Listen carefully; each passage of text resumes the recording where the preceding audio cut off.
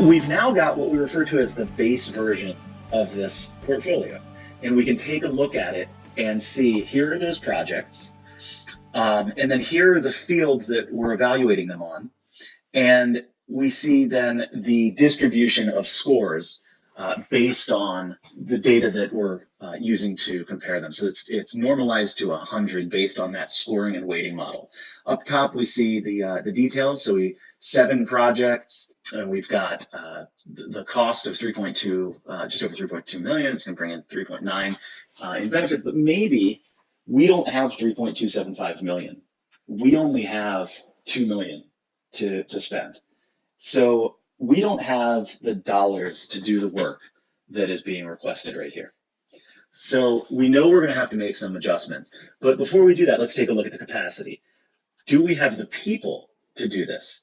And you go into the capacity, and you can then see, using KeyedIn's capacity planning and resource management capabilities, you can see a great heat map by role of what this portfolio would do to your resources. And I'm seeing a lot of red. The key here tells you what that red means. Essentially, it's telling us we don't have the people, and this is telling us we don't have the dollars. So let's go back and see what we can do. I maybe want to say, let's see what happens if we exclude these two. It immediately saved this as a work in progress. So I'm not changing any scenario that I've already set up. It's going to just create a separate one. I can then see here that I'm now hitting my financial threshold. I've got the money to do this. Fantastic. So let me save this as version 1. And then go ahead and see, do I have the people? I'm still seeing a lot of red. It's got a little bit more green, so we're doing better and we're doing well financially, but we've still got a little bit of an overload problem. Now we can also see this analysis tab and go over to look at any reporting views, analytics, charts that are going to help, again, just give you more perspective and support sound decision making. So here we see that these two are the ones that we selected to exclude.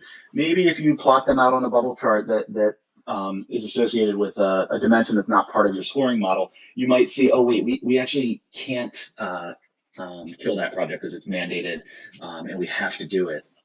And that really should be part of our scoring model, but it's not today. So we've got V1 here. Financially, we can handle it, but we don't have the people. So maybe we can say, you know what, these 2 projects here, they're not time sensitive. So let's just move these out. So we can start this one in August, and now see, work in progress again. And we can start this one in September even. So now when we save these, and I'm going to save this as version 2, we can now go into our capacity screen and see how we're looking. And I'm seeing a lot more green.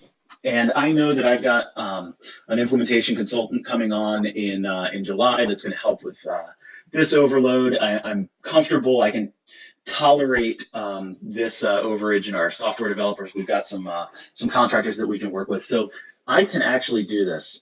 Take another look at the analysis. I'm not seeing anything that's telling me I don't want to do this. Fantastic. What about my capacity and demand? I can now see resource information by role. And again, any other analytics that are going to help support your decision. And the final thing we can do is go in and compare these scenarios against each other. So I have my 3 scenarios. Let me see the trade-offs between them.